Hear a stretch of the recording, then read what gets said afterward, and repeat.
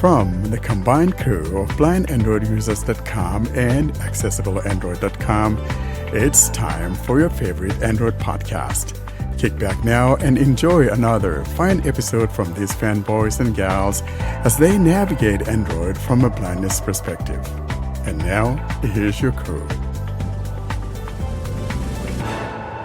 Hello and welcome to episode 274 of the Blind Android Users Podcast. I'm Ed Greed and I'm joined today by my co-hosts Karine Kawan, Warren Carr and Saleh Kunduz, and we're coming to you on Saturday the 7th of March 2026.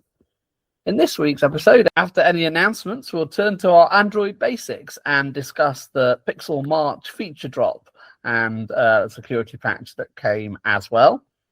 In our Spotlight section, we'll catch up with all that was new at the Mobile World Congress in Barcelona. And we close with an app of the week from Snehashish Mahato, who demonstrates ScribeMe. And you might recall we had Mark on a few weeks ago.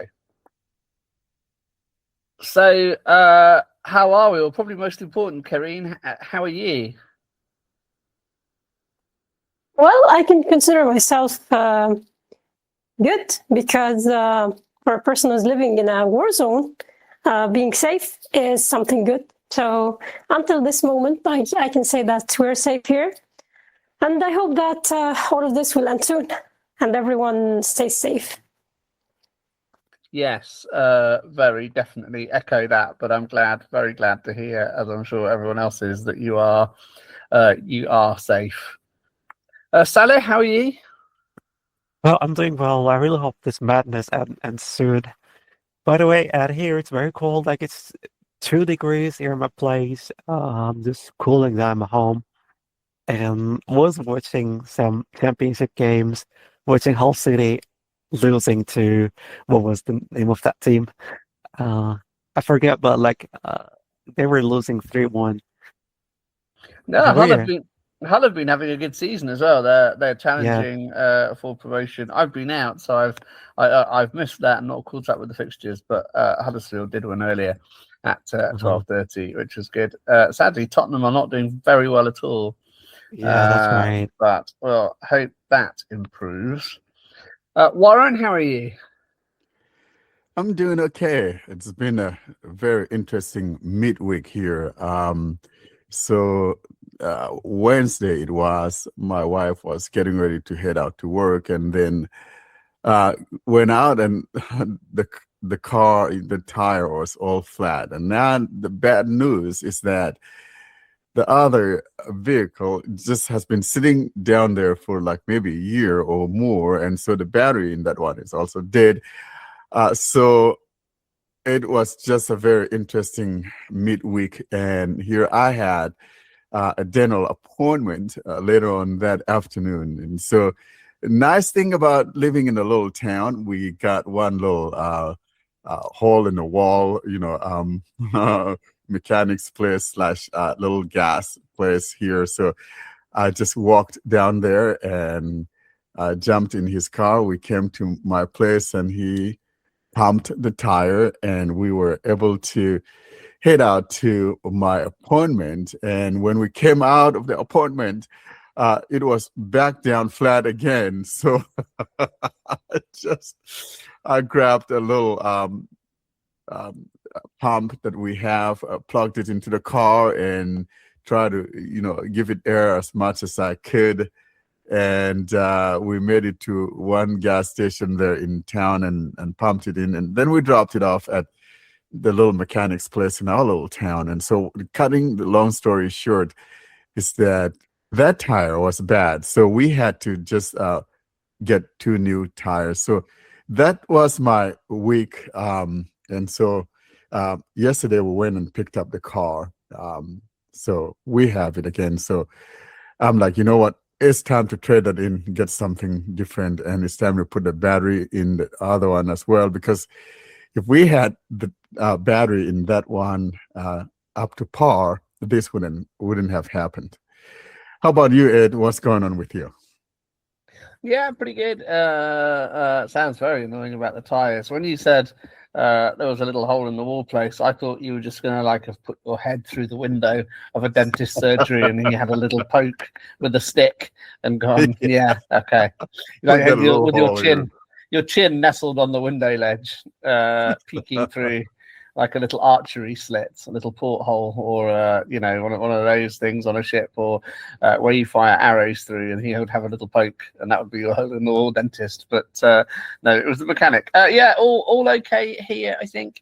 Fairly steady week, pretty busy at work, but fine. The weather's a bit meh. Like it got quite warm middle of the week, but then it rained yesterday and it's cold again today.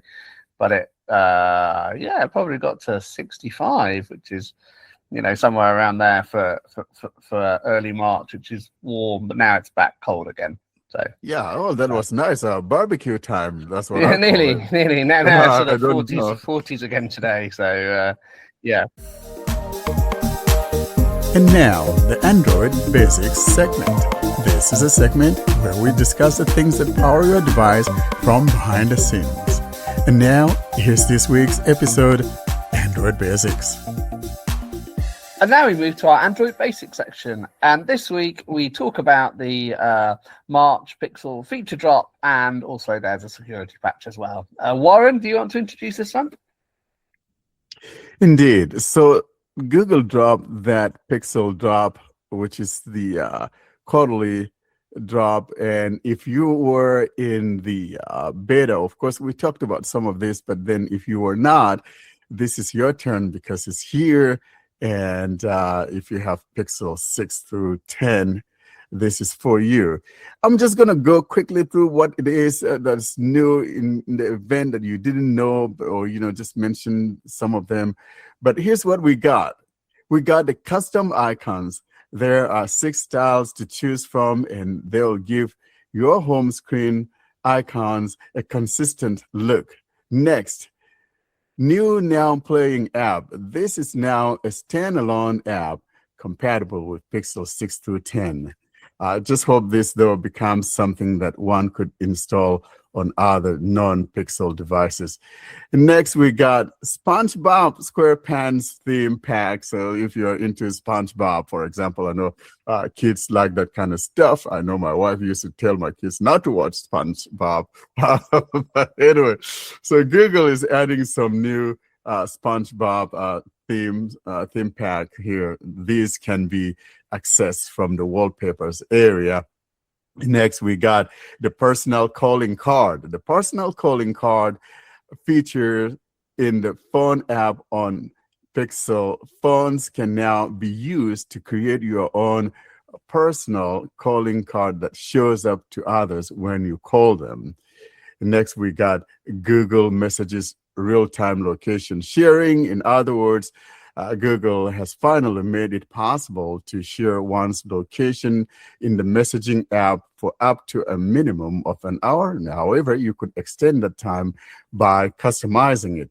Next, we got Circle to Search. You know, the new Circle to Search from Google, which was demoed during the Samsung Unpacked, is here.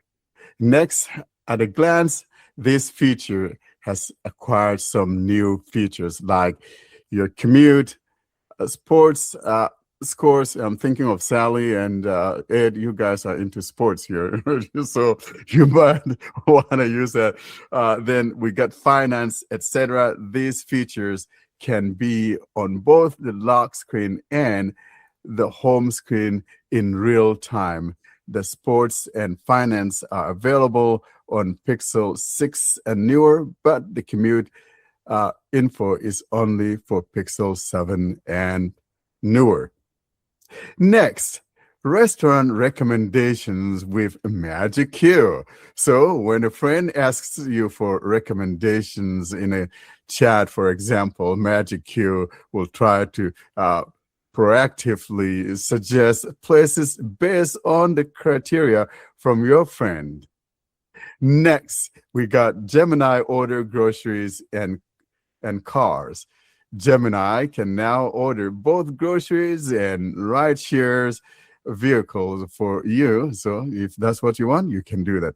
Next, Comfort View available on the Pixel 10 is the comfort view for sensitive users that has a refined display color filtering mode that can attempt to reduce visual stimulation from bright or saturated colors.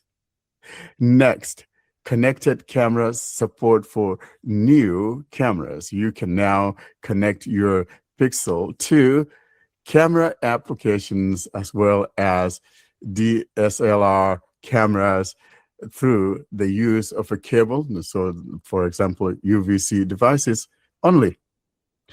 Next, desktop experience on Pixel and monitor. Google will let you connect your Pixel 8 and newer, including foldables and the tablets, to a monitor using a USB-C cable to get you a desktop-like experience that allows for mouse and keyboard input. Sally, I'm looking at you. You like that tablet stuff, and you're talking to us from a tablet today, and I can see you using something like that. Next, desktop windowing on tablets. The Pixel tablets adds desktop windowing to allow for arranging and resizing of windows. Next, scam detection expansion. Scam detection is now available in new countries on Pixel 9 and newer: France, Italy, Spain, Mexico, Germany, and Japan. Next, calling notes expansion. Calling notes expansion is now available in India on Pixel 10. Next, notification summaries expansion. This is now available in Japanese. Next, Journal app AI features expansion. The AI features in the Journal app, reflections, revisit topics, and mood ID are expanding to the Pixel 9 and newer now. And last but not the least, which is probably most important to you and I, is that guided frames expansion. The viewfinder guide that assists blind people or low vision users is now expanding to other languages. So I just hope that this thing gets to more and more people, because some of us have been enjoying these things, and I would love to see that go out to Karin in Lebanon. And that will be what we have. We'll put some of these things in the show notes, the URL where you could read about some of the fixes, because I just didn't want to read some of those fixes, but that's what we have going on when it comes to the Pixel March feature drop. I have a question, Warren. First, we don't have Pixel in Lebanon, so they should first extend the availability of Pixel before adding new languages. But the question is related to the Gemini ability to order on your behalf. Yeah. Did you try it? No, I didn't. And to be honest, I don't know. I'm a little bit crazy about it. You know what I mean? I don't think I'm going to be one of the very first ones to try it out, Karin, because I'm not sure. I know that there was that duplex. You guys remember the duplex back in 2018 where it could make reservations for you at restaurants and stuff like that. So it seems to me like this is a resurrection of that feature, but yet in a different way, most especially now that we have Gemini powering it all, which is probably going to be a whole lot better than what we had back with the duplex. Yeah, but the question is, does it ask for your confirmation before doing the order, or does it do everything without any intervention from your side?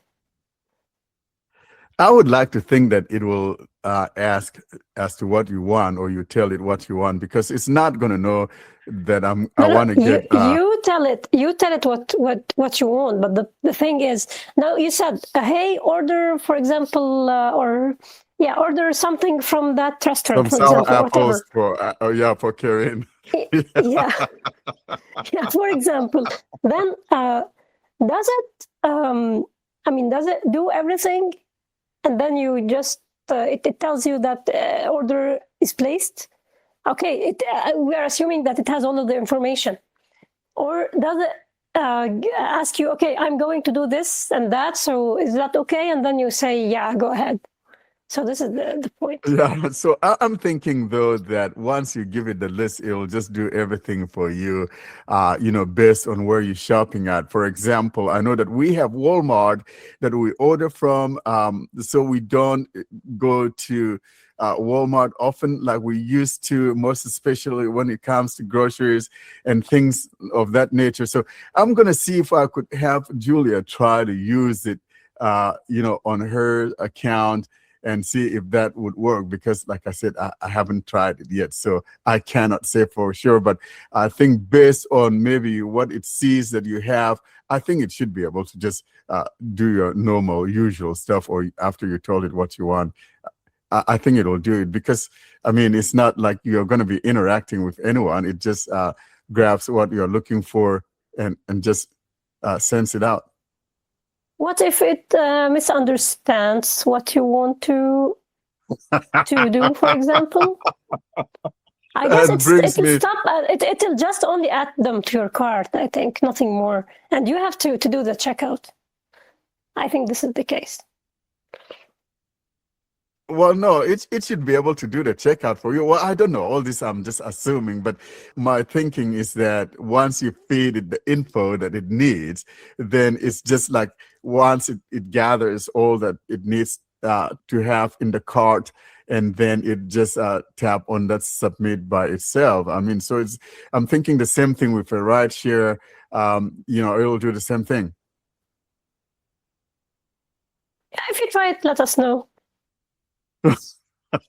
Okay, I'm gonna try it and see if it works. I hope Julia will have faith in letting Gemini do it, because if it does, frankly, it saves a lot of time, because a lot of times you're sitting there trying to do this and that. But I mean, so the way I could use it is like I have like a list of my usuals, for example, and all I do is just either upload it to it and then let it do its thing. I don't have to waste my time sitting there, add this and add this. It's so time consuming. So I just have a couple of questions, actually. Karine, are you really sure you want pixels in Lebanon? Yes, to say we have them, but I'm not gonna purchase one. Okay, fine. That's okay. And Warren, what is the state for people running the Android 17 beta vis-a-vis the March Pixel drop? Will they get it? Will they not get it? I don't know. You wouldn't get it, because this is the QPR, feature drop for, at least I haven't seen it on mine. And the reason is we will see it with the beta 3, which I believe would be sometime next week if Google keeps to its schedule. But that would come with the beta 3. But it will be in beta 3, you think? Yeah, definitely it will be in beta 3. Yeah, good.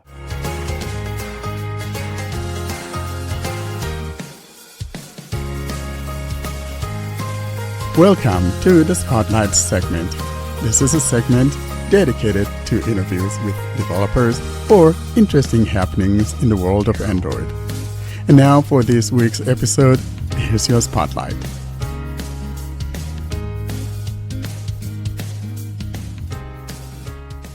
Let's now turn to our Spotlight section, where we discuss that very well-known annual event at Mobile World Congress in Barcelona. This year it took place from the 2nd to the 5th of March, so just last week. Who wants to kick us off with this one? I think Karine is so much into this WMC, something I would like to call CMC, Chinese Mobile Congress. I know someone will cut my head off, but well, my reasoning is lots of Chinese innovators are out there. You see a lot of those Chinese companies there, and I'm kind of excited about it. It's just unfortunate that I live in a place that I cannot get some of those, but I'm hearing some of those or reading about some of those phones. I'm looking at that Narzo, Narzo. I think that phone is only coming to like in in India or something. But then the Realme, which is like a 10,100 milliamp battery, I'm like, put my name on it, you know. I would love to have something with such a big battery. And boy, I don't know, Ed, I don't know about you, but Yeah, that's bigger than my tablet. Yeah. yeah, so Yeah. exactly. You get a big tablet, Yeah. and probably what? Maybe it's like 9,000 milliamp or something. How big is your battery in your tablet, Sally? 8400. Yeah. 8,400, and here you have a Uh-huh. little phone with Yeah. 10,100. That's crazy. That's Yeah. madness. But we've had a No phone words. we've had a phone with 20,000 for a while, haven't we? Like, Well, we have like not 20, the biggest 20, ever. 20 plus, but that's the Doogee. I think Doogee now Yeah. has that whatever 6 something that is 20, and it has the fascinating Yeah, part but about this one. what Realme is doing is that rather than Doogee is doing really budget phones, but what Realme is doing like top features with a massive battery. This is crazy. This is what the matter is. Exactly, but like the one I was talking about, the Doogee thing, it has something different, like an electric igniter. So, for example, if you're someone who goes camping and you don't have a box of matches or a lighter, you could use it to start a fire. So, I'm like, wow. To be, Wow, yeah, wow. to be fair though, Samsung did that with the Note 7. That Oh, also they has did? an Okay. electric igniter. Yeah, Like, you can unintentionally, but start a still. fire with that too. Yeah.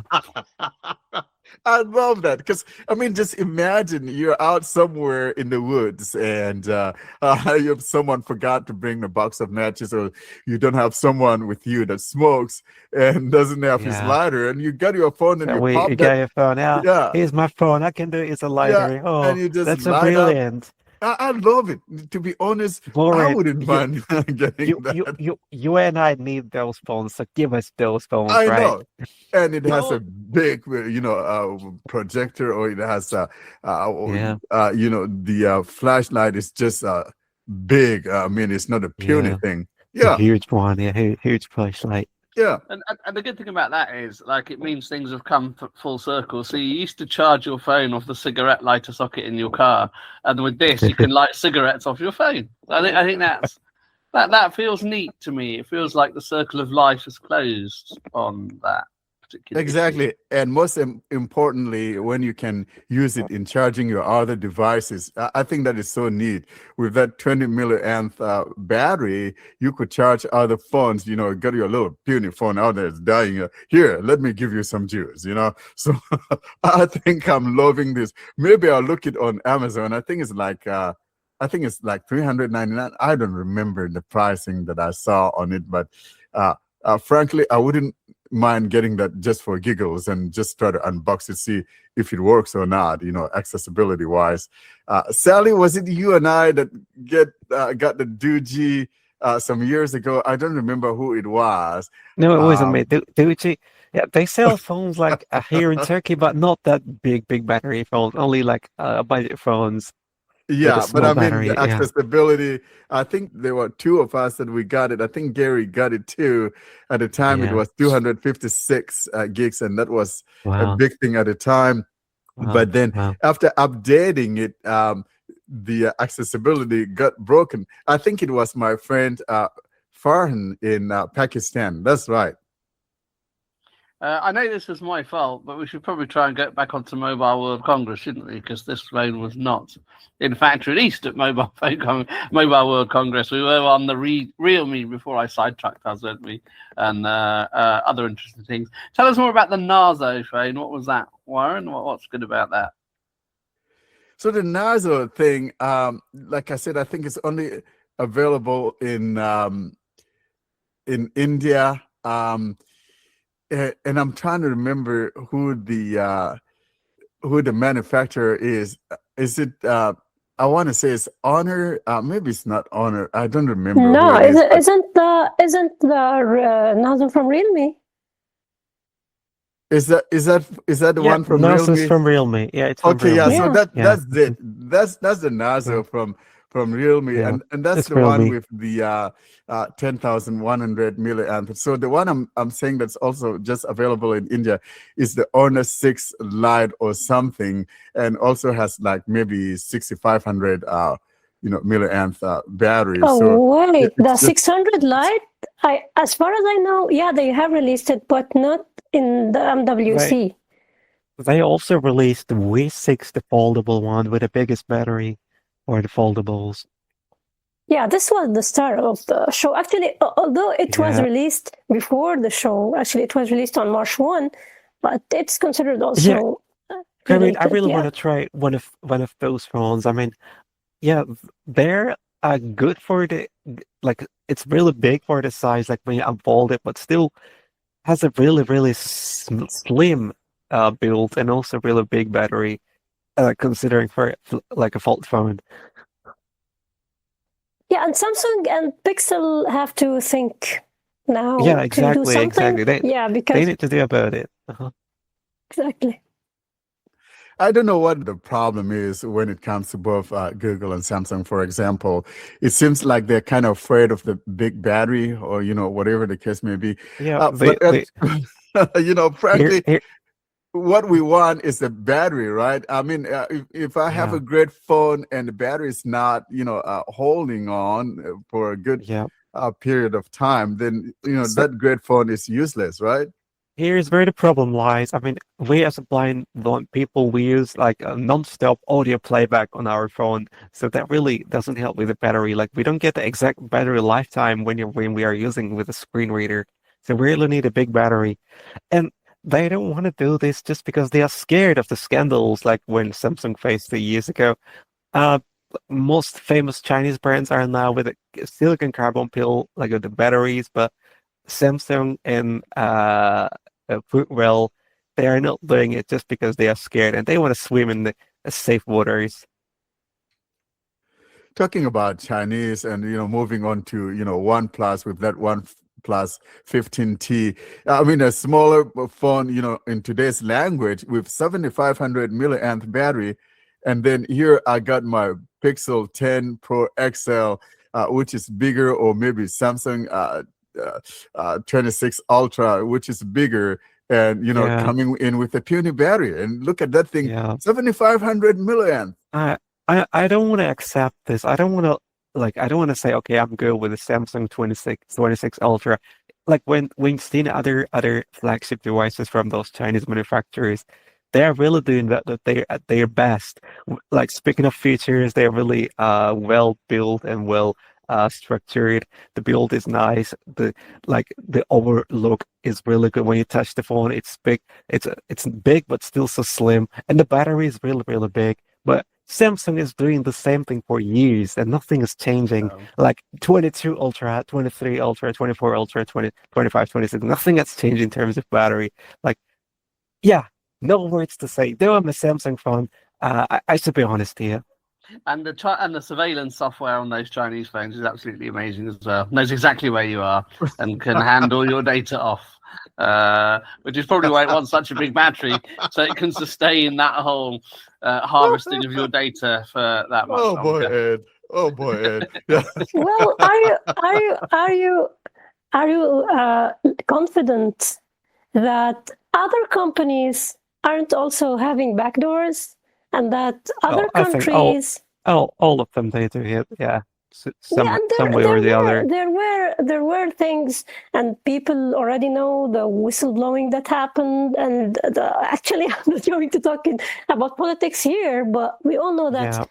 all countries do this. Some just announce it, like, I mean, China says that, yeah, people. Oh, Karen, girl, you fell into that China. You fell into Korea, that China. like the funny thing is, as Yeah, soon as you said China, fell you're into. going to You China. see what China did to you? China just nicked Yeah, you right yeah. there. So Ed is right. They cut her off. For them, Yeah. Where you are Xi censoring Jinping me. was there. Xi Jinping was there. Yeah. No, this is one censorship. Oh, Oh, brother. Blame it on the boy. But take that part again, because No. it was just cutting you I off. believe Xi Jinping was there. Yeah.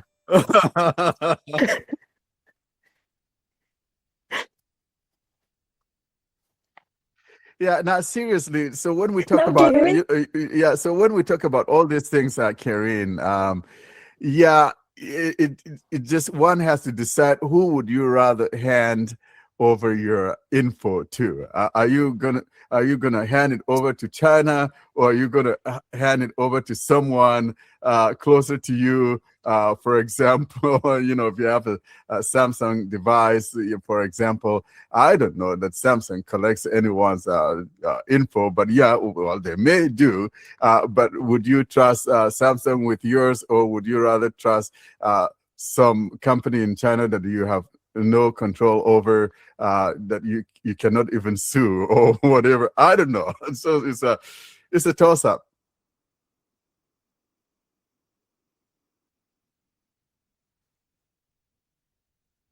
Well, can you hear me now? Yeah, we hear you. Hello? Okay, so actually, if we are being serious here, there is no indication that the global variants have any surveillance. I mean, the global variants of the Chinese phones. This is the first thing. The second thing, which is we actually hand over our data to companies intentionally. We have, like, if you look at the amount of data that we give to companies, to social media platforms, for example, and to other apps, without even thinking what we're giving them. Actually, the amount of data that we are giving willingly is like, it's actually tremendous data. So they don't even need to just try to take our data, whether legally or not, because we are actually giving our data without even thinking about it. So I think if you look at this from this perspective, you have to say that already they know a lot about us, and they just have like profiles. They know our interests. They know everything that we do. I mean, not literally, but they know many things about us. And so this is the case whether we are using Chinese phones or other phones or whatever. So it's the problem of this age, and the problem of the like getting everything for free and giving back our privacy and our data. So El Fribo, huh? Well, so Karine, here's the no, I wouldn't mind the Chinese phone necessarily, even though I know I'll be, I wouldn't be using it as a daily driver. But my problem with some of those Chinese phones is when it comes to the aggressive nature of trying to kill things. Like on the Eloquence beta program that we have, a lot of people that are having problems is with the Chinese phones because they're killing the screen readers. So it just, yeah. You got a point here. You got a point here. They're So so that's my aggressive. most concern, as to the collection of data. My concern actually has to do with how it treats my screen reader. That's where I'm concerned. You can normally tame that, though. It's like the annoying little ads that pop up, certainly on the Xiaomi. You had to go and sort that out. Normally, you can stop the throttling. I mean, it's definitely more work than on. I think I heard from one of the YouTubers watching one of the Honor phones review. That he says one of the Honor phones that he has is also showing ads on the gallery, for example. That's no good. Yeah, I don't mind the ads. I mean, even Samsung could show you ads if you're not careful. No, but I don't agree. I mean, imagine like I paid this amount of money to get this phone, like $1,000 and something like that, and I'm still seeing ads. I already paid to be the premium, right? Yeah, exactly. It's not like it's an ad. Yeah, but ads are not shown. Ads are not shown on $1,000 phones. I mean, Xiaomi shows you on the Redmi phones, and I don't know about Honor. You're now telling me, but Honor has phones that are $80. I mean, someone got an Honor phone for $80. So and it's a working phone. It works. Boy. So yeah. Xiaomi certainly showed me ads on my 12, which was not an $80 phone, and you had to go in and stop it doing it. You could go in and stop it doing it, but it certainly did it by default, and that was a sort of $600 phone. Yeah, and like I said, it's that screen reader issue for me is probably something that's of most concern as to maybe an ad here and there.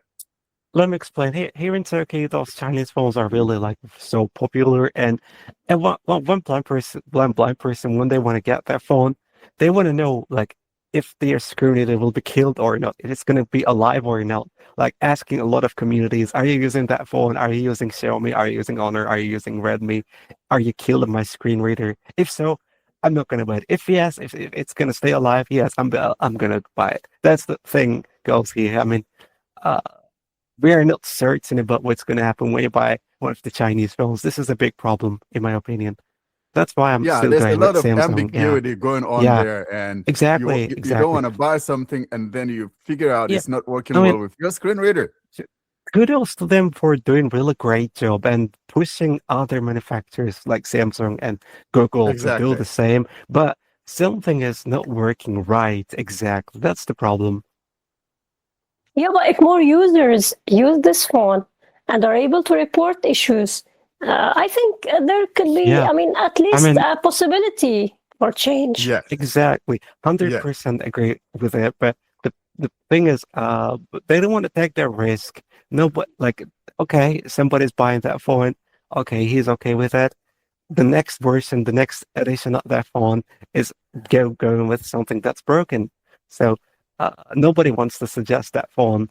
Just they don't want to take that risk. Because, okay, if I'm suggesting that phone, and it's not working for you, you cut my head, right? Well, so let's say it this way. When it becomes available, I'm going to look it on Amazon and I'll get it for giggles and unbox it and, use it as a daily driver. I got the Helium Zero. I talked about it here maybe a couple months or so ago on here that, gives you phone access for no payment at all. Now they've decided to, take taxes on it, which is fine. So mine is like maybe 99 cents a month. You get up to 5 gigs. So I'll get one of those Nazos and I'll let you guys know how it is. But frankly, like Karin says, if we don't report these things, they probably are unaware of what's going on. And so, we need to let them know, supposing that they will hear us. That's assuming that they will hear what we're talking about. A couple of days ago, one of my friends bought a Vivo phone. It's X300. It's a great phone with a really nice big battery, 6500. He likes that phone, but something is not working for him. Like he wants to use CSR, the Jisoo, but there is something wrong with the Braille keyboard that he wants to use it with together. So he wanted to report it to first the developer of Jisoo, then to Vivo themselves. So let's see what happens. That's not the annoying 3-finger thing again, is it? No, it's not the 3-finger. Like there are like some letters like .2. Like if you want to write B, it's only A. If you want to .H, it's only E. The .2 is not working at all for him. That's the problem. Yeah, so definitely these are things that need to be reported. And most especially though, Confused Screen Reader is their brother from China. So that guy should be the one actually to reach out to those, what was it, the owner? Did you say what phone was that? The Vivo. Yeah, it was Vivo. Yeah, it's Vivo. So he should reach out to Vivo Las Vegas and tell them, fix that nonsense up. Exactly. Other than that, it's a great phone indeed, but for someone who really relies on Braille, that's a drawback. Yeah, but I couldn't get what's the problem. Why are you reporting this to Jisoo? Actually, Jisoo doesn't have a Braille keyboard. This is the first thing. No, and Jisoo works with the ABK Advanced Braille keyboard. Okay, and it with does, but here is the thing. With any other screen readers, he can type, but with Jisoo, he can't. So then What? he needed to wait for like using any other screen to like talkback, tune down, prudence. He can write. He can type any letters perfectly, but using Jisho, he's stuck. The dot two is not working. Oh my God. And Yeah. do other multi-finger gestures, I mean the multi-finger Yeah, gestures all when of you're them, using all of them Jisho, do work. they work? Yeah, they work. Yeah. Well, So I there's see where Karen is coming from, though. The guy, Yeah. the Joshua screen reader guy may say, well, I don't support Braille anyways. So, yeah, but as a matter of I don't know. fact, Jisho uses the Vivo AI services. So I think and he can Vivo, figure that out. I think he can figure it out. Like Well, once, then, yeah, it should be yeah, reported to him that this is yeah. not working. And so, Mhm. since he has access to them, maybe he could let And them know. one another thing for the Vivo phones is when you're in a quick settings, there are unlabeled buttons next to any toggle, Wi-Fi toggle, unlabeled button, Bluetooth toggle, unlabeled button. So they need Yeah, to be well, fixed. that's Yeah. something that is prevalent on just Mhm. about every Chinese phone. I mean, even including Okay. the One Plus. I mean, you got some Yeah. areas that you have, and even the what's We that have. thing? The one I want to talk about next, the Nothing. You have then Yeah. Nothing has some problems like that too. Now, talking about the Nothing phone, it seems like they are giving up their Nothing flagship, maybe just concentrating on the A series, because now you got Maybe at least for this the year. regular A and the A Pro. What's up with that, Yeah. guys? Yeah, I Ed think is they're from your not doing house. it. They're not thinking of this year, but maybe next year they will be coming with 5 probably, or I don't know. Yeah, it's very strange and slightly disappointing, isn't it? I don't really understand. Maybe they think that's just not where the money is. Maybe Yeah, they're not selling. trust me, but Nothing Phone 3 was a really decent phone in many ways. One of my friends is using it. It's pretty accessible and really has no issues at all. which one, the Pro? The 3, Oh, okay. Yeah, the Nothing mid-ranger. 3. Actually, they are all considered mid-rangers. I know, rather. Yeah. I mean, okay. Even the Pro it's an upper mid-ranger, maybe, but it's not Mhm. a high-end device. But No, it's not Yeah. let me high-end. tell you something. I think those companies are competing in countries where it's not that easy to be like a present. I mean, like Samsung, they don't have this issue. Samsung is like dominant already in many areas, and it's like in the United States, people could go for Samsung or Pixel usually, nothing else, if we're talking about Android devices. However, other companies who are competing in China, which are competing in India, for example, and other countries, they have to be very, very cautious when they take decisions, especially when we are talking about prices and the value and the stuff. So for that reason, I think, and if we talk about, or if we look at the people there, people actually, many of them are unable to go for the high-end devices and to pay a lot of money for that. So I think this is what makes them like just be so much like interested, or just putting a lot of effort in having devices that are mid-rangers and low-end devices. So this is the point, and this is what makes them different, and this is what makes them sometimes like abandon certain series just because they don't give them the money that they want, or the people aren't really interested to get them, because usually people are just interested to get the mid-rangers and to pay actually less. So they get the best, or they want to get the best, but with the least money they can pay. So I think this is the point with all of those companies.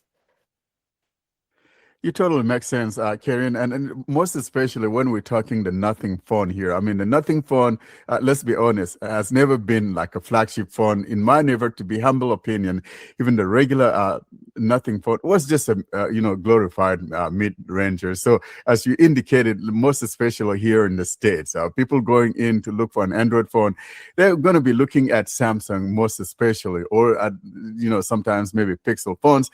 But other than that, I mean, no one knows knows about something called nothing phone. And so I can see the strategy from them is to kind of just abandon that and just go with these mid-ranges, because frankly, they probably will be selling more phones, selling those mid-rangers in those other countries where they could compete favorably with mid-ranges from Samsung, for example. You're going to get a better bang for your buck if you get like a Nothing Pro 4A Pro, or if you get a Samsung A36 or A57, whatever, or new coming A57 or Pixel 10a, for example.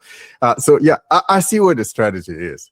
What about Moto in the US? I think it's still a thing. Yeah, Moto, you see, South America is like its biggest market outside of maybe China or India. But I mean, out here in the West, Moto is there, but it's not very, I don't know what the deal is, but did someone say, though, that Motorola is now going to be giving us 7-year OS updates? And frankly, if that is true, I mean, that was one of the downsides to Motorola, because you get the phone and maybe get an update, an OS update, one more, and that's it, or thereabout. And so it's just, I mean, it's kind of discouraging to people. But like we always say, though, most people that get phones don't even know of any updates anyway. They just use their phones, to be honest. It's just us Android enthusiasts that we're always, talking about these features and, OS updates, security patches, whatever, and all of that. But yeah, if Moto has that new policy where we could now have, say, a 7-year update, OS update, I'd always said, they have damn good phones and the UI is very clean. I mean, it's kind of just like a Pixel experience, or, Sony. There are 3 of them that have that nice, clean UI. I think, someone did say they were getting 7. I don't think we know which brands it is. Which models it is, or whether it's applied retrospectively. I mean, I think the other issue for phones like Nothing, you say that most people don't know how many software updates they get. Most people outside of our sphere, where we have to think about screen readers, probably don't even know what operating system they're running. So they won't say iOS and Android, they'll say Apple or Samsung, and then they know they look different, and then they'll see Google and I heard Google, so I'll buy one of those. But Nothing, you need to have some brand penetration, don't you? I think OnePlus did it a little bit, but never really massively mainstreamed, was it? And that was because you got quite a lot for your money in the early days with OnePlus. And Nothing, it's Carl Pye again, isn't it? So trying to do the same thing, but obviously they've decided to entrench and go for the mid-range. Yeah, OnePlus just didn't take off here like they hoped it would, and it was such a shame, because just Verizon and AT&T. You see, here's the problem here in the States, is that most people get their phones not necessarily from Amazon. They get their phones from the big carriers. And now, you got these MVNOs that also have phones that they will let you have. But even those MVNOs, what they have is either a Samsung phone or a Fruitvale phone, So, and then, occasionally you find a Pixel phone. So really, I think that what really killed OnePlus here is the lack of adoption from these big carriers. If they had, then it would have exploded to where people could get, other Android phones other than Samsung. But, you get to the party early, people know your name, and the girls know you. That's the one they want to stick with. Some Johnny just come lately. No one gives a right about you. So that's what's going on here. Yeah, and people buy a lot of their phones from carriers here. I think our carriers are possibly more forgiving about phones that aren't bought from carriers. You can get them on Amazon, but it's the same. I think maybe one carrier sold OnePlus, but mostly those sorts of phones you don't get on carrier. Well, just 2 things actually. The first one is the best phone of the best phone award went for the Samsung, or actually 2 phones, the Samsung S26 Ultra and the iPhone 17 Pro, although both of them weren't released at the show, but they were considered the best phones, and they got the award. Honor got an award actually for being for its battery technology. Actually, it's a new silicon carbon generation batteries. It's slim, and it's able to hold more energy. Although it's very slim, I don't think they aren't available in any phone yet. But it's really, the technology itself is interesting, and it should allow Honor and other brands to give you slim phones with big batteries. So it's the days of a slim phone, the days of either getting a slim phone or getting a bulky phone with a big battery. I think they are over. And things will be better in the coming future, actually. So, this is the thing. And one bad thing that happened, one disappointment in this MWC was that Honor didn't give any details or didn't announce anything related to extending the availability of the 500 series and the Magic 8, actually. So, this means, until now, we can say that this means that both won't be available in the global markets, despite the fact that the 400 series phones were available last year in the global market, and the Magic 8 is really considered a good phone. So Honor is just keeping it for China. So if you are in the global markets, you won't be able to get any of the 500 series except the 500 Lite, which is, for me, it's not that good, actually. And Honor already released the 600 Lite, or the Magic 8 Pro, or the Magic 8 Lite. The Magic 8 Pro could be considered expensive for many people, and the Magic 8 Lite also is not considered really a high-end device like the Magic 8. So that was really a disappointment. So you're planning to get, which one you're planning to get, since it's not there? For now, I'm sticking with my Samsung until I find something that interests me. But maybe they will release the 600 soon. So I hope that this time they will have it available in the global markets. Let's see. So this award you're talking about, Karen, we're talking WMC awards, or what award is it? That's WMC award, right?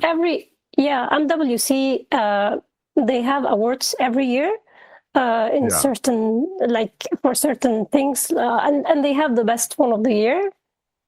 And that's so funny. The Samsung Ultra is not even there yet, but it got the award, right? I love it. And the iPhone as well. iPhone was released maybe in September, I think. So yeah. Well, at least in September, though, it's already in people's hands, right? But I mean, the Ultra 26 Ultra, I think it's just started shipping, right, or whatever the case is.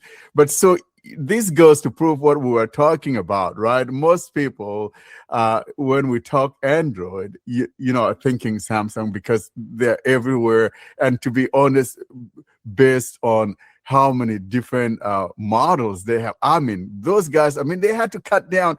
They used to have like almost every letter, you know, of the alphabet.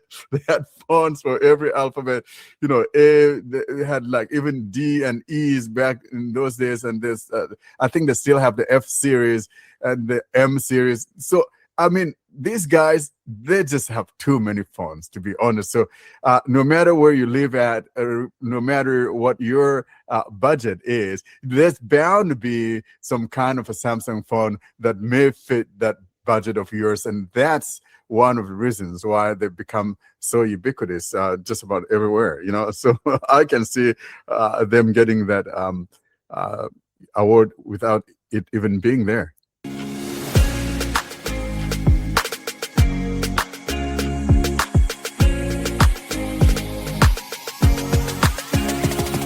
Up next is the App of the Week segment. This is a segment dedicated to app demonstrations. Should you have an app that you would like to demonstrate for our listeners, feel free to send us the recording of such an app demo to contact us at blindandroidusers.com.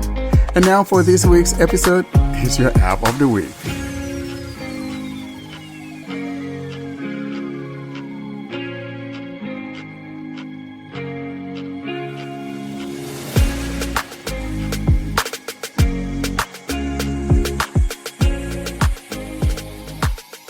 And we close out this episode with an app of the week, and Snehashish Mahato brings us a demonstration of ScribeMe. And you remember we had Mark Morad, the developer, on not that long ago. Hello everyone, this is Snehashish. Welcome to this week's App of the Week segment, where I am going to demonstrate ScribeMe. Simply put, ScribeMe allows you to deal with inaccessible PDFs and PowerPoints.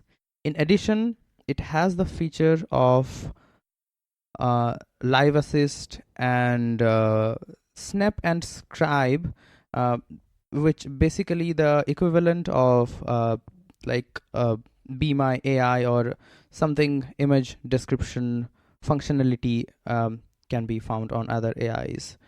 So without further delay, we'll directly jump to the login process. The login process is pretty straightforward. I will open ScribeMe. ScribeMe.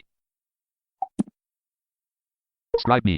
Permission request on left. ScribeMe on right. Allow. Button. Allow ScribeMe to send you notifications. Okay, we'll allow that.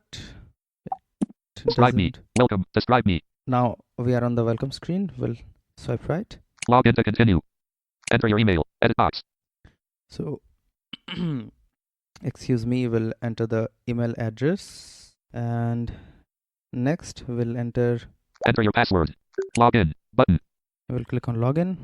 Editing password 9 characters. Edit box. How to use button. And yeah, I'm done. So if we look at the screen, on the very top left we get the how to use button, which does not show the tutorial for the entire application.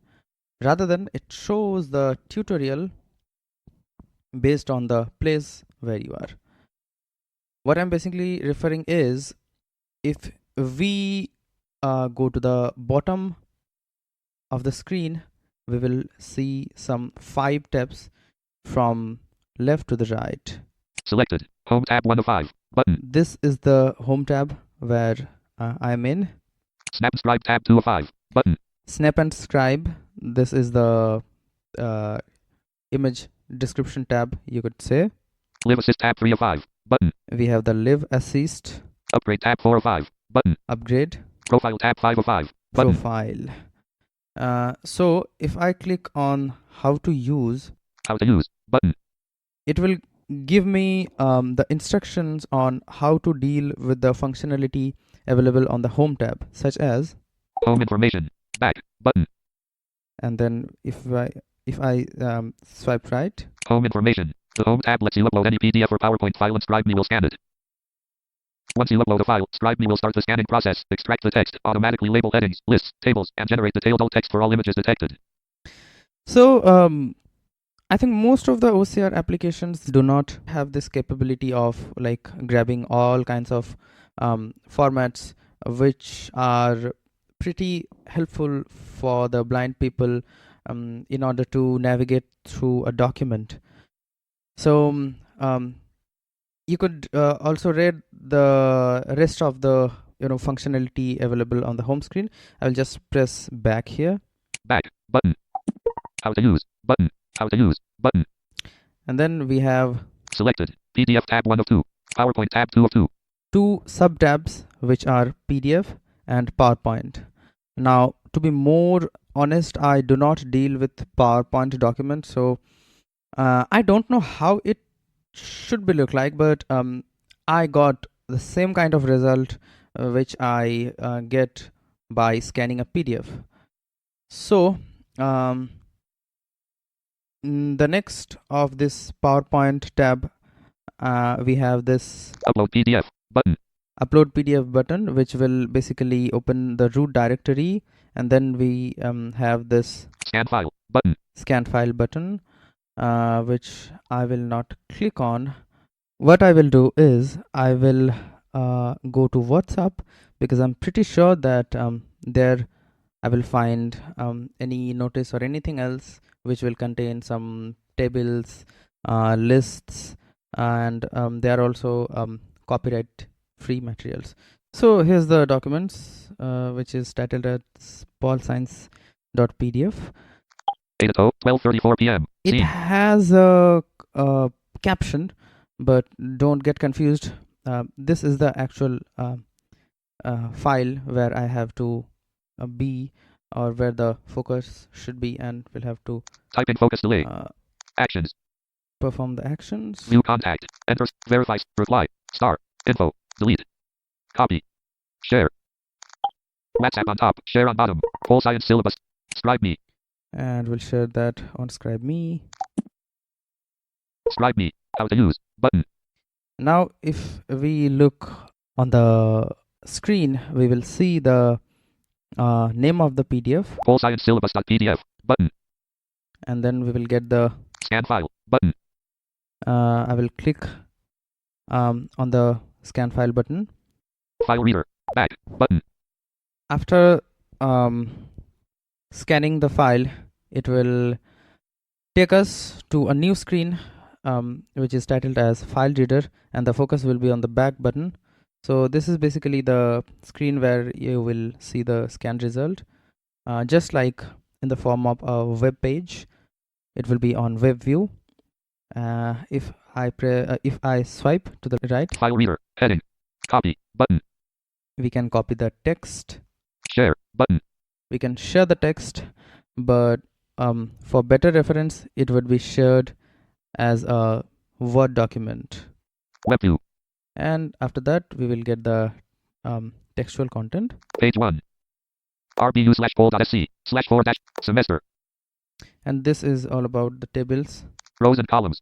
So if I move to the next column, we will see. Major. 4 credits. And if I come back to the previous column, Semester. and then move by the row, First semester. Second semester. just like that. Probably it will have some lists, I'm pretty sure, because it contains some recommendations as a form of lists, because I've already dealt with this PDF. So anyways, I'm going to pass through this block of text. Currently we don't have any navigation gesture to jump page by page, so I have to scroll up. This file was processed and made accessible using ScribeMe. So they put this disclaimer, or the I would say notice on each and every scanned results. And finally we have the Ask AI. Button. Ask AI button. So if I click here, Ask AI. Back. Button. Ask AI. Type your question here. Edit box. we will get the edit box, Show in English. US. QWERTY. ScribeMe. where we have to type the question. So I'm gonna type a very basic question which says, what's this PDF all about? Send message. Button. And we'll click on send message.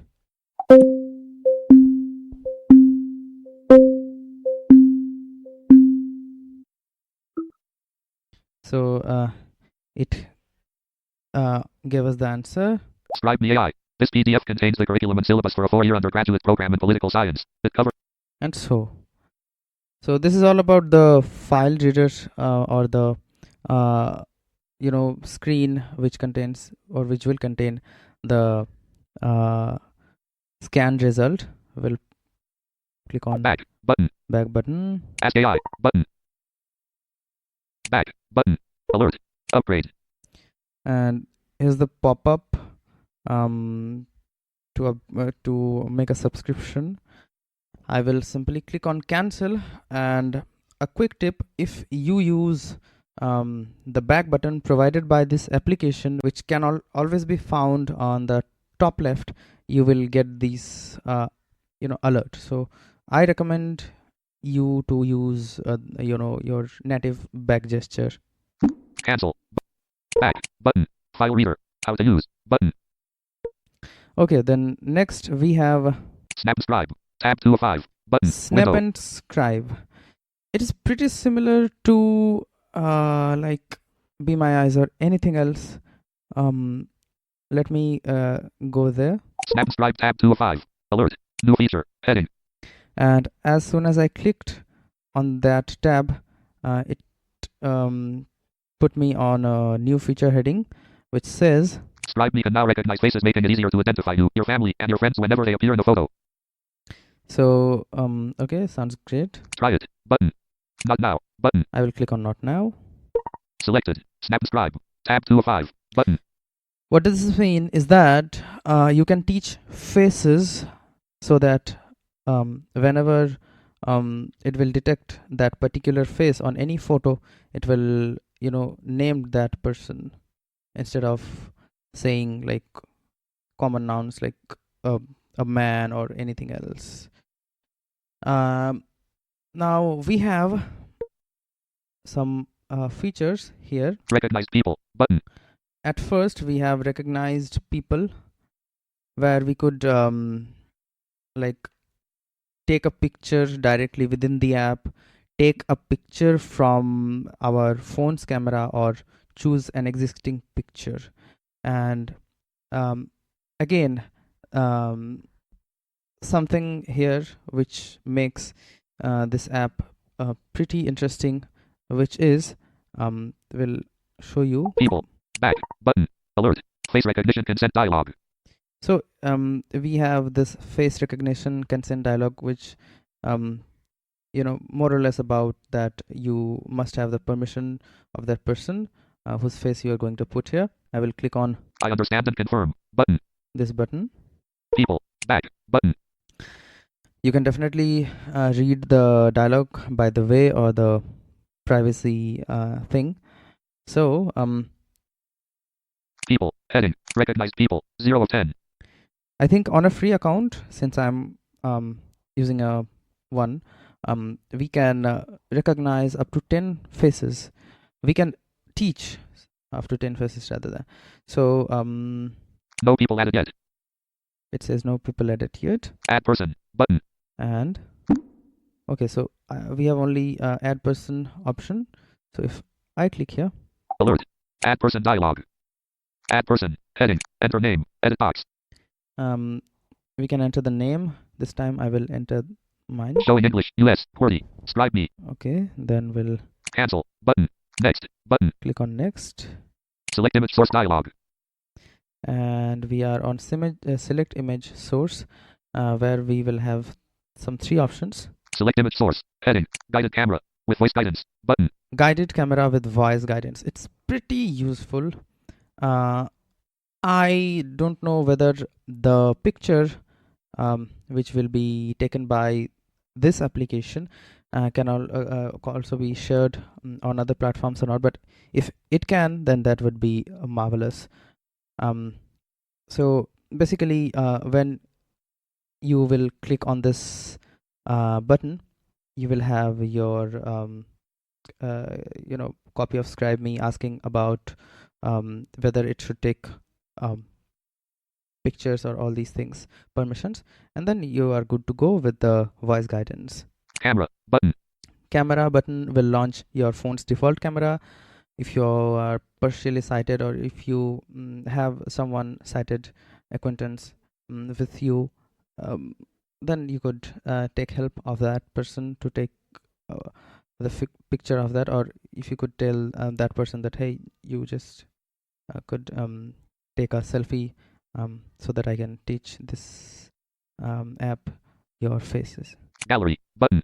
Gallery button will bring the usual like photo selection screen or anything else it calls, from where you could choose one of your existing photos. Dismiss. And we have dismiss. People. Add person. Button. Back. Button. Recognized people. Button. Recognized people. Button. How to use. Button. Please take or choose. Open camera. Button. Open gallery. Button. So this screen is mainly for dealing with photos and all these things. So in addition to recognizing people, we have some options for like adding photos in the app in order to make them described. Open camera. So, Button. Please take or choose a photo to describe. Open. Home tab 1 of 5. Button. So what I will again do is we'll go to WhatsApp. Overview. Home tab 1 of 5. Overview. Button. ScribeMe. Home. WhatsApp. Message. Compose message. Edit box. Shreya. 9:10 p.m. View and verify. Reply. Star. Delete. Share. I will share that on ScribeMe. WhatsApp on top. Share on bottom. ScribeMe. Recognized people. Button. One thing I like pretty much about it in terms of image description is that it does take, I think, some 2 seconds to describe the image. So it doesn't say that please wait, it is processing the image or anything else. So here's the description of that. This image appears to be a news clipping in Bengali with prominent headlines and a photograph. And to the next of that, we have Copy description. Button. copy description, Ask AI. Button. ask AI, Open camera. Button. and so on. Next, we have Live Assist. Tab 3 of 5. Live Assist tab 3 of 5. Selected. this is again, I'm not going to show you because if I click on go live or go live, what it will do is it will basically switch to the channel where usually people can deal with calling related things. So since I'm casting my phone, the audios will not be captured.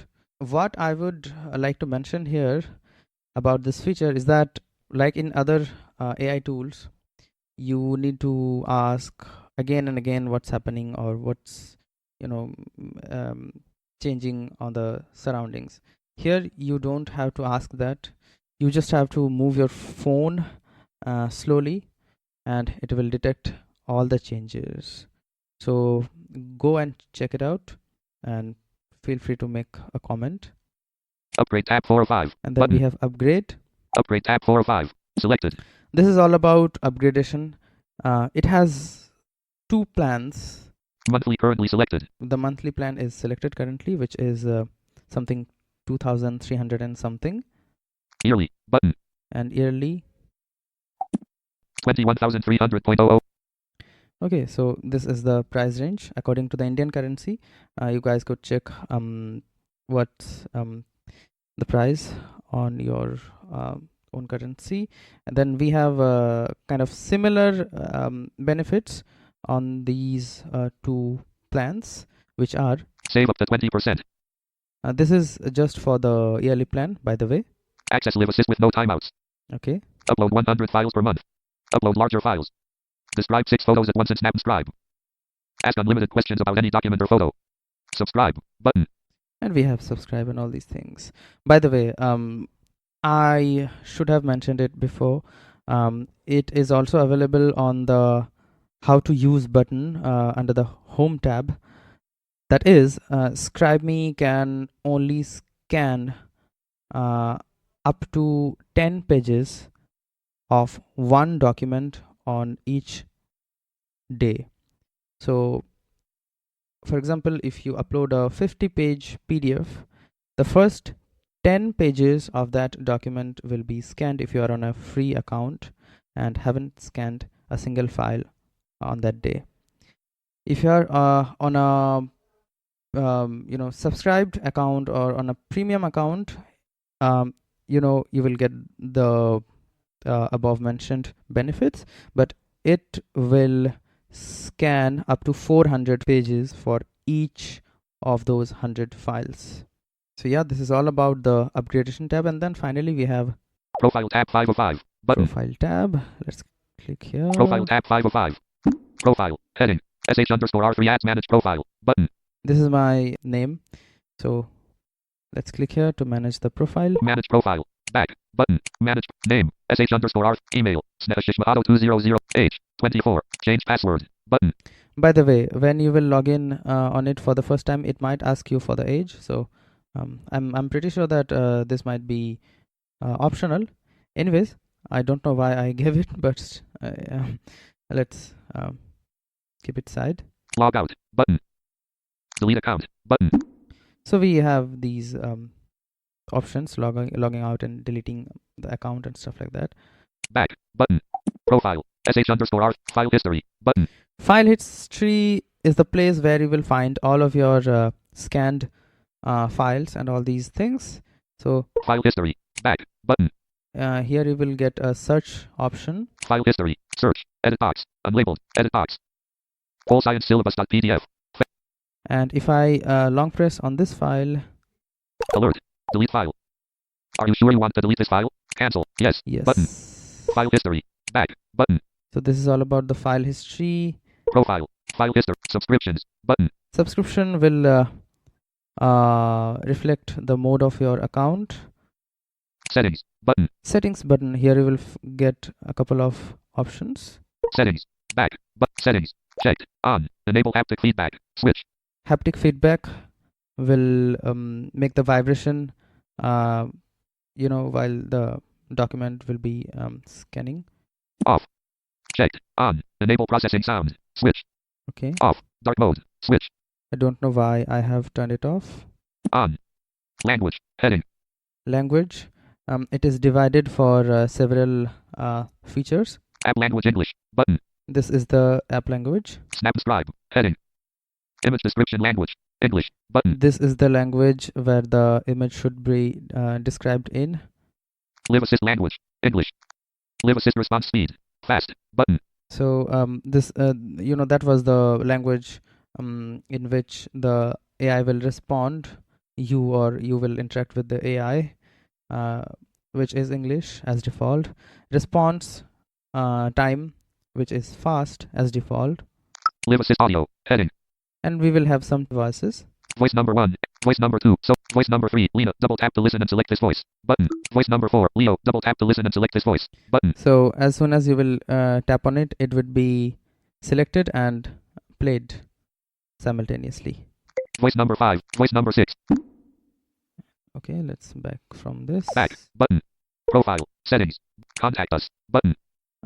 This is the button to contact with the dev. Share with friends. Button. This is the button to share with friends, acquaintance. Social media. Heading. Facebook. Button. Instagram. Button. Facebook and Instagram. So this is all about ScribeMe. Thanks for listening. First, thank you, Snehashish, for the great demo. First, I want to say that the problem that we were talking about before, and even we discussed it during the interview, I think, the problem of being unable to use the live assist feature when you're using G-Show is finally solved. The developer did a great job to fix the issue. And I was able to confirm it, and other people as well. So now you can just use it normally, the live assist feature, I mean.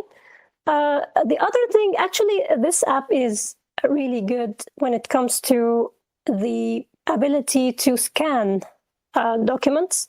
So using it with PDFs, it tries to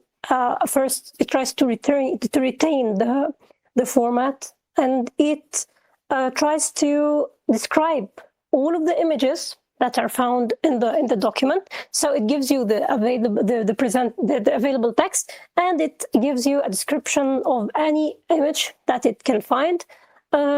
Also, when you try to share the text, it gives you the text formatted as much as it could retain the formatting, and it's saved as a Word document, which is good. I mean, it's not just a TXT file, it's a Word document that you can share with other people. You can save to your phone, you can deal with it, to edit the file later.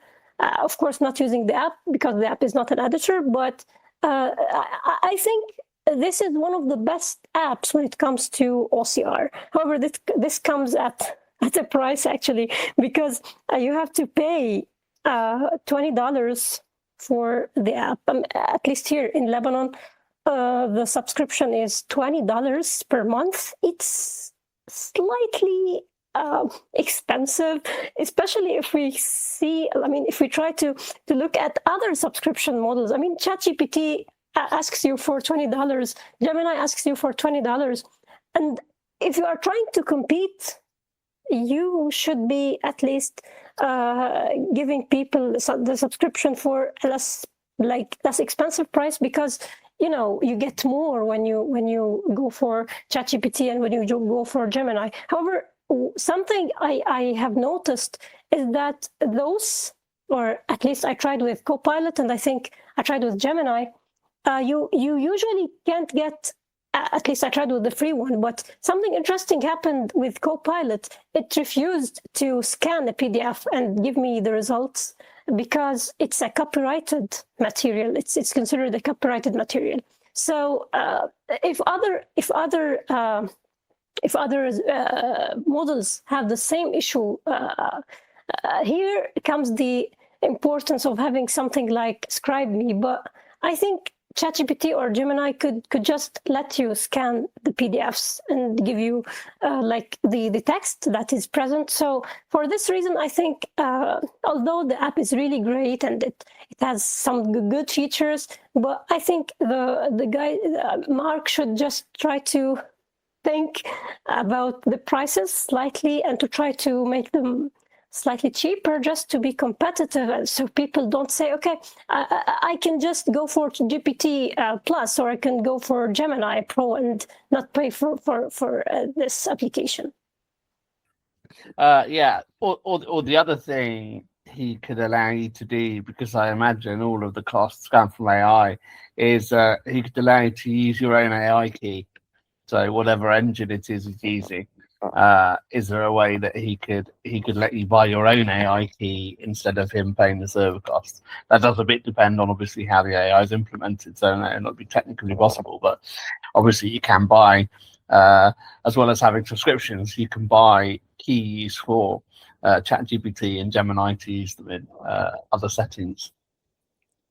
Yeah, I can see where the problem is because he doesn't have his own service, AI service. So he's using maybe these things at the back end, could be Gemini, it could be ChatGPT or whatever that he's using, Claude or whatever other, AI services out there. So it makes it really hard to charge lower subscription. I don't know. I have no clue how he's doing it or who he's using. And if you don't have enough money to cover that subscription that you're taking from that backend AI process, then it's going to be tough.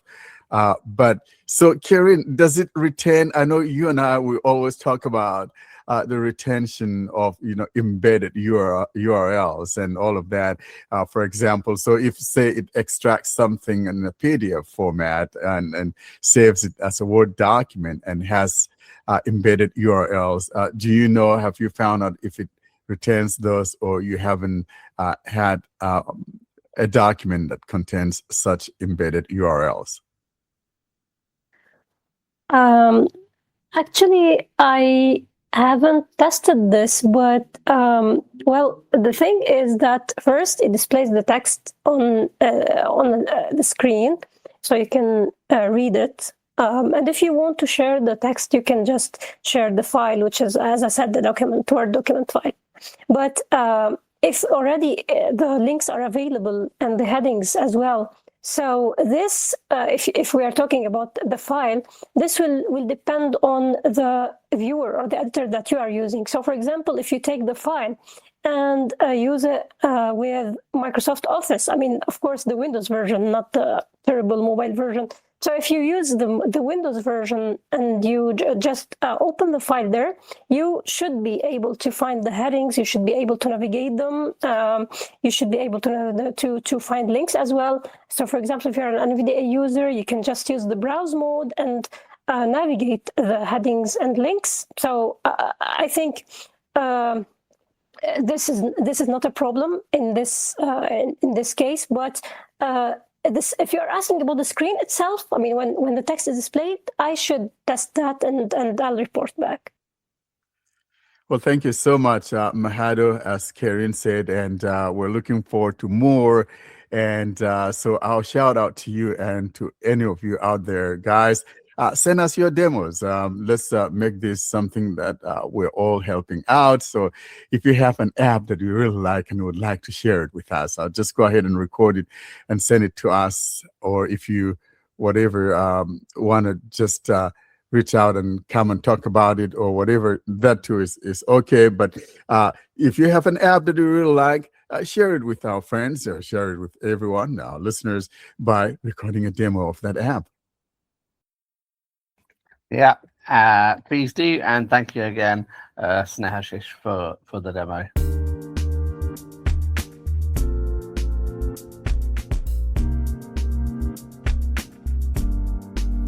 All good things must end. Thus, it's curtain drawing time, bringing us to the close of this week's episode.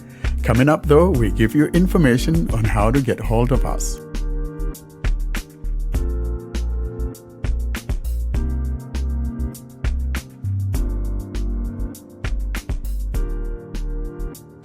Well, that's it for this week, folks. John, how can people get in touch with us?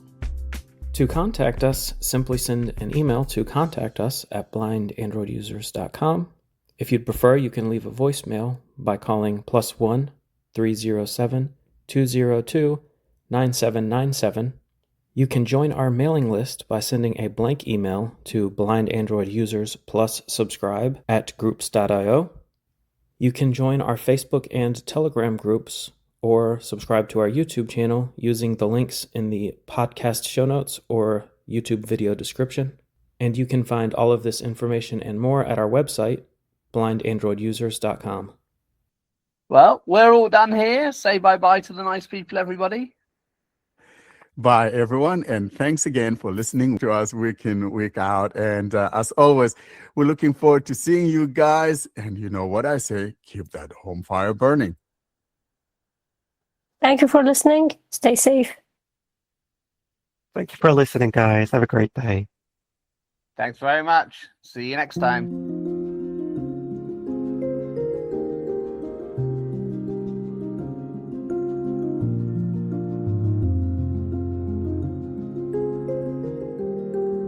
Thanks for listening to another episode of the Blind Android Users Podcast.